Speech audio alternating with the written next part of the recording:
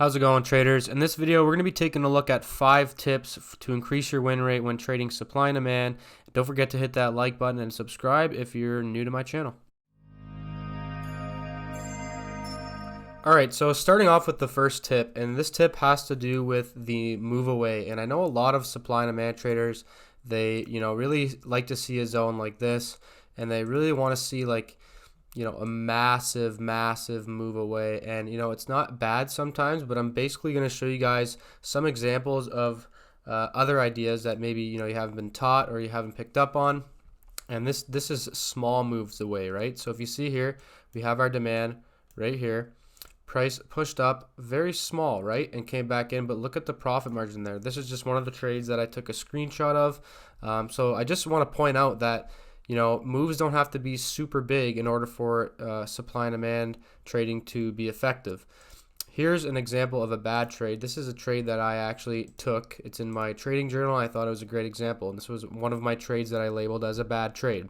So we had a nice nice 15-minute demand zone here, and if you look, price went, it had a nice push up, but look at it just consolidate up here, continue to go up. There's a lot of hesitation for price to come back to the zone, right? So it's not only is a move away too far not good, but a lot of hesitation after like that, and then a retracement, usually not going to be a profitable zone. So just keep in mind, if your zone has a lot of this hesitation in order to come back to the zone, it's probably not the best zone.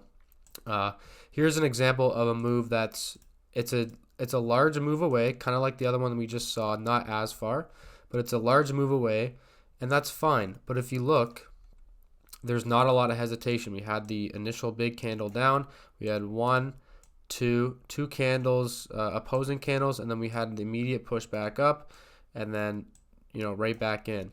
So there was not really a lot of hesitation. It's not like we had to push down, price did this for a bit, messed around, and then came back. It basically came back almost right away, right? I guess it depends on the time frame too, but it doesn't matter. It basically came back right away, so that's what we're looking for. Here's another example of one of the trades that I took. If you look here, there was this 4-hour supply zone right here. I believe it was a 4-hour supply zone, and a 1-hour supply zone right there within it. But if you look, the move away was nice. I like the move away, but look at all this hesitation here right at the bottom that I'm showing you. Way too much hesitation, and it came right back in and blew through my zone like as if it wasn't even there. So just too much hesitation for me to actually like that trade. So I thought showing you one of my losing trades would really help show you guys what you should be looking at. Here's another big move away with no hesitation really. We had a nice continuation pattern demand zone, one candle out, 2, 3, and then an immediate return. And look at that profit margin. It hit our 3-to-1 target that I usually go for very effectively and very quickly. Here's another example of a small move win. Nice little small zone right here. Oops. So we had a nice little small zone right here, supply zone. And look at this small move away. I know a lot of guys aren't looking for that. They're looking more at the zone above, like right here. They're looking at that zone, something with a huge move away, right? Which is fine, but just keep in mind, these small move away zones, they can be very effective too. And I noticed that a lot of the times when it's a very small move and a quick back in, usually your take profit is hit quicker than on a big zone move. Just wanted to point that out. So that's the tip about paying attention to the zones. Don't be afraid of the small move away, and definitely be cautious if you see something like this, like I showed you earlier, where there's a lot of hesitation and a very far move away. So keep that in mind. All right, the next tip I have for you guys is to stay away from too aggressive trend lines. So when you're looking for confirmation, like a lot of you guys know what confirmation is. You're looking for a trend line removal or momentum line, and then removal of opposing zones. But I do notice that a lot of supply and demand traders are drawing too aggressive trend lines like this. And I know that the excuse they'll make is oh, it's a momentum line or whatever, and I understand that, but I find that momentum lines usually are not the best for looking for confirmation. They will produce a lot of fake out zones where price will come down and blow right through the zone that you drew because it broke momentum. So In my opinion, the the trend line should be a little less aggressive. Something like this, where there's a very clear, you know, push up, push down, push up, push down, right? Something like that is much more effective, in my opinion, than something aggressive. There's even one here like that produced this zone, and it worked for a bit. You probably would have been at least break even or hit profit, depending on how large you look for take profits. So yeah, that's one tip I would use. Like, aggressive trend lines aren't really, the best zones. Like something like this, I would stay away from that. I just don't see that working out too well. So like I said, you want to see, very clear peaks and valleys like that. That's what I look for trend lines.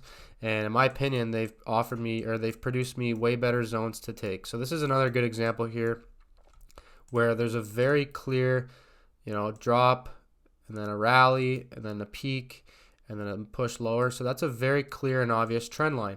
Where if somebody drew one like this, something like that, that would have gave them this zone for confirmation, and it was blown right through. So definitely stay away from those. It's just my own opinion. Even here, that's another example of a very clear trend line, something like that, where if you drew the aggressive one, something like this, it produced a zone that, just eventually just blew right through as if it wasn't there. So that's just one of the tips I can give you guys to help you with your win rate and to increase your win rate. So definitely keep that in mind. All right, the third tip I have for you guys is to track all of the supply and demand zones and keep them on your chart, not only because it provides you with the best analysis, but also so you can go back in time and see how price reacts from that. And if you look, all of my work goes back from very, very far. And basically what that does is it produces the highest quality zones for me, and that's my opinion. But people seem to like it. That is why I have a Patreon membership or YouTube membership. So check that out. Links in the description. You can track all these zones with me. It's basically you get a link to my chart and you get all these zones as I update them as well. So definitely check that out. And basically it just provides me with the best analysis, because I know a lot of supply and demand traders, when they're looking for some sort of confirmation, something like this where there's a demand zone. Well, in order for them to take that demand zone for confirmation, it has to, remove an opposing supply zone, something like that. And then for them, that's a qualified trading zone, and that's fine. But in my opinion, you should be doing that for your curve for every single time frame. That is what I do, so that's what I recommend you do as well. It'll definitely help you with producing the better zones. And another thing too, let's say you think that there's a zone right here, right?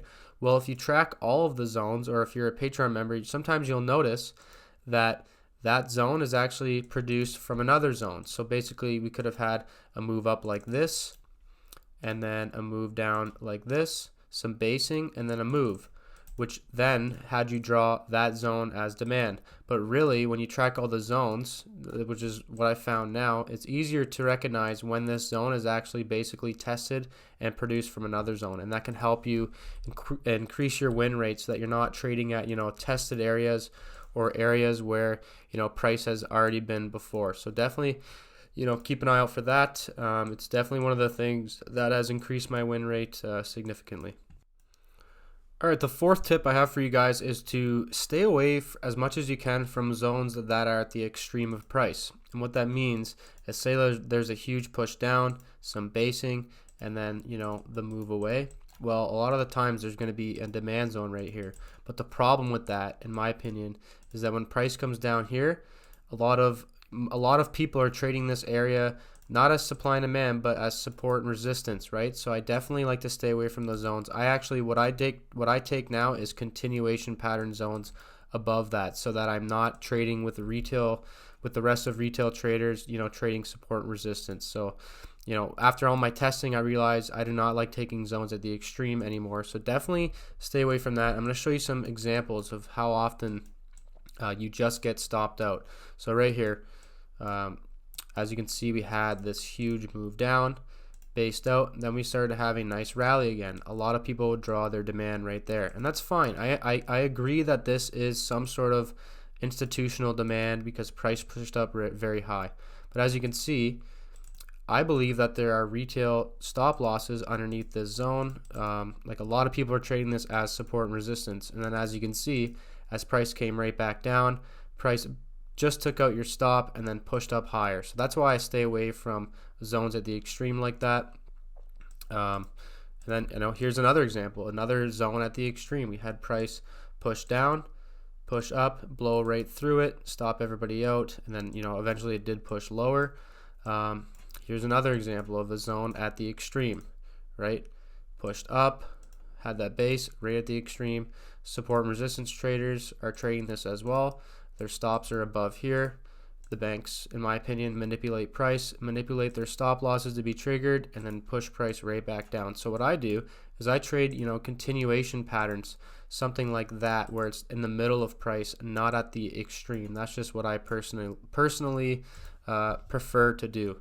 Let's see if there's any more examples of that. I believe I have some.